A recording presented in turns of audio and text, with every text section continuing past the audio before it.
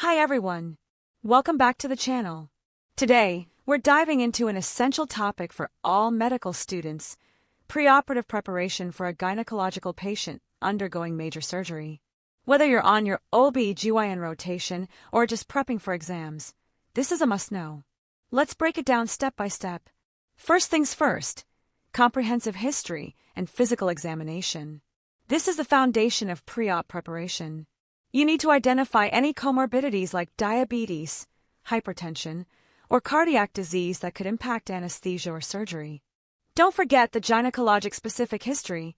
Ask about the indication for surgery, menstrual status, obstetric history, and any prior pelvic surgeries. Medication review is critical. Warfarin should be discontinued as per the doctor's advice.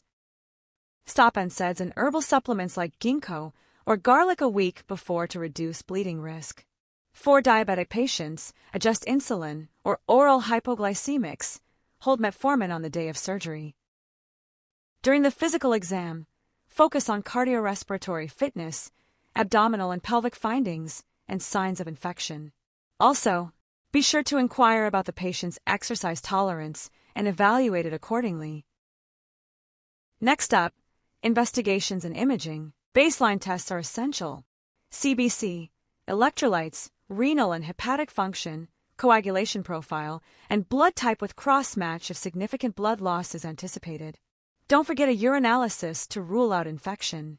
Imaging depends on the case. Pelvic ultrasound, CT, or MRI may be needed for tumor staging or anatomic delineation. If the patient has cardiopulmonary symptoms, order a chest X-ray. For patients over 50 or with cardiac risk factors, get an ECG.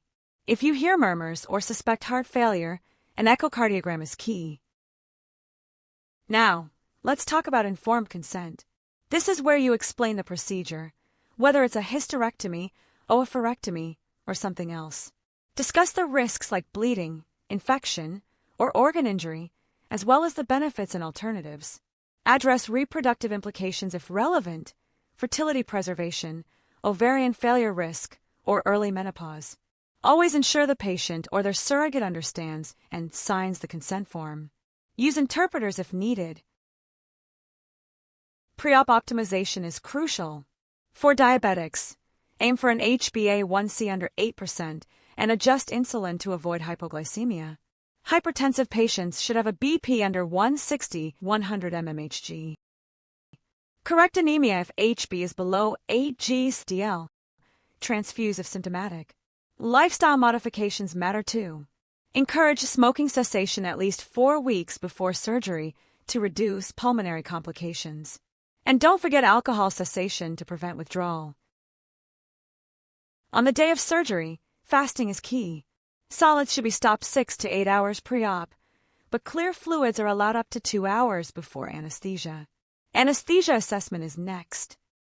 It's advisable to consult an anesthesiologist if you foresee any anesthesia-related issues.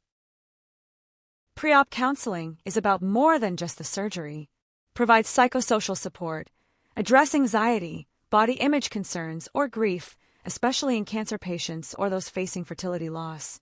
Set realistic expectations for post-op recovery, pain management, and activity restrictions.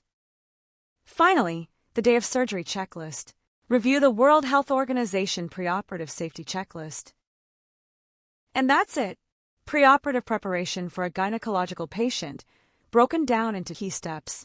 Remember, every patient is unique, so tailor your approach accordingly. If you found this video helpful, give it a thumbs up, share it with your peers, and hit that subscribe button for more medical school tips. Thanks for watching, and I'll see you in the next video.